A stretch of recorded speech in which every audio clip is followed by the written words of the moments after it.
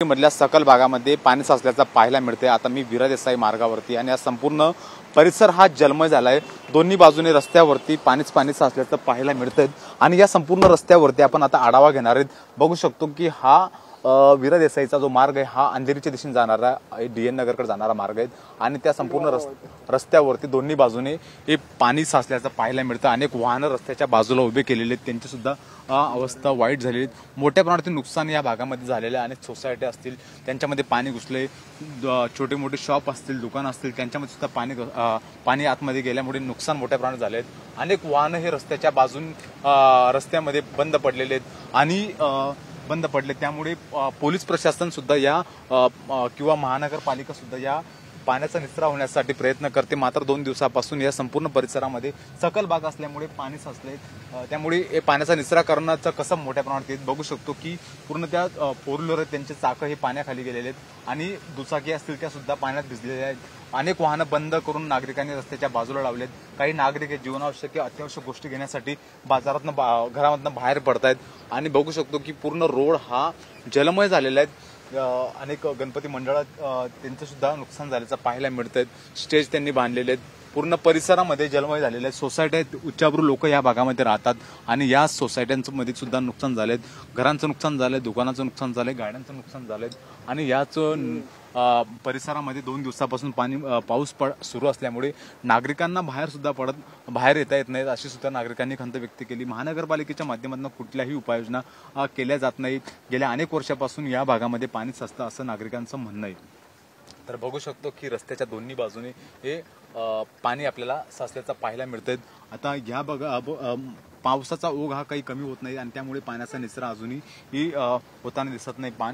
नदी नाल्याला जसं पाणी वाहतं त्याचप्रमाणे या ठिकाणी आपण पाणी साचल्याचं आपल्याला पाहायला मिळतं। समोरून बघा एक फोर व्हीलर येते, माल वाहतूक गाडी आणि त्याचे पूर्ण चाकं हे पाण्याखाली गेलेले आहेत। पूर्ण रस्ता हा पुढे आपण जाऊ शकत, त्यामुळे आपण या ठिकाणून सुरक्षेच्या कारणास्तव आपण वाहने वळवतो। पोलिसांनी सांगितल्याप्रमाणे आपण त्यांच्या नियमांचं पालन, हे पोलीस चौकी बघा, पोलीस चौकी सुद्धा जिथं एक त्यांची स्टेप आहे पायरी ती सुद्धा पाण्याखाली गेल्याचं आपल्याला पाहायला मिळतं। संपूर्ण परिसर हा जलमय झालाय।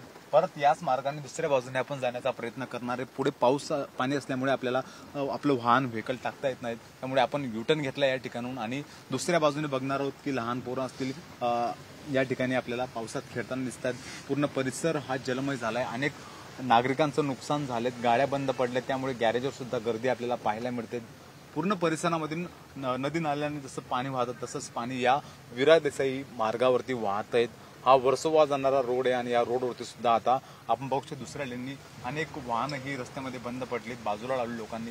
मोठ्या प्रमाणात नुकसान या भागामध्ये झालेत। मुसळधार पाऊस पडतोय, बघू शकतो की या दुचाकी बघा पूर्ण दुचाकी हे सुद्धा पाण्याखाली गेल्याच्या पाहायला मिळतात। अनेक वाहनं बंद पडलीत, त्यामुळे सर्व्हिस सेंटरच्या त्या बाजूला त्यांनी लावून दिलेले आहेत।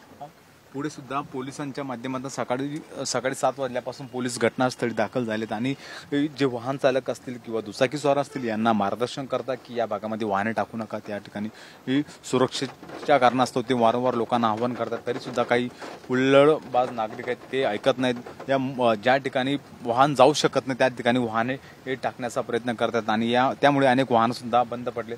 सकाळपासून अनेक गाड्या या ठिकाणी बंद पडल्यात आणि नागरिक या भागातून गेल्या अनेक वर्षापासून पाणी साचतं असं नागरिकांचं वारंवार म्हणणं आहे। महानगरपालिकेच्या माध्यमातून सक्षम पंप या ठिकाणी लावण्यात आले नाही का असा प्रश्न या ठिकाणी निर्माण होतात। मगाशी नागरिक बोलताना म्हणाले की या रस्त्याचं प्रसिद्धी नाही, मात्र या ठिकाणी आता कृपस्थिती मिळायला लागली, कारण की या ठिकाणी पाणी साचतं त्यामुळे बातम्या होतात आणि त्यामुळे त्यांनी नाराजी सुद्धा व्यक्त केली। बघू शकतो की पाण्याचा ओघ किती आहे, पूर्ण परिसर हा जलमय झालेला आहे आणि ही पाणीच पाणी ह्या रस्त्याच्या दोन्ही बाजूने आपल्याला पाहायला मिळतंय। कॅमेरा पर्सन कृष्णासह मी हिरा ढाकणे, TV9 मराठी, अंधेरी, मुंबई।